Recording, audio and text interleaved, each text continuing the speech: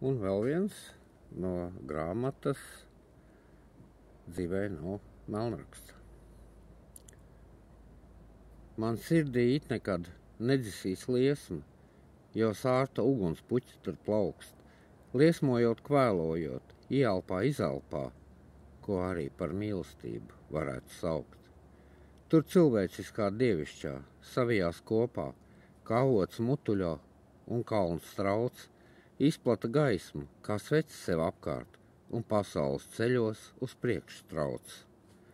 Cilvēciskā par krācēm un akmeņiem trauc, dievišķā rāmi, kā upe plūst.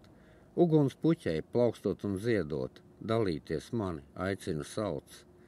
Dzejā vai dzīvē, ik katru brīdi, tā staro un vēlas ikvienam ko dot, ar labu vārdu, skatu vai glāstu, tiem, kam tik ļoti šodien tās trūkst. Ieelpā, izelpā, zied mana puķe, un liesma sirdī nedzies nekad, arī ja manis šai saulē nebūs, citos tā ziedēs, un arī plauks.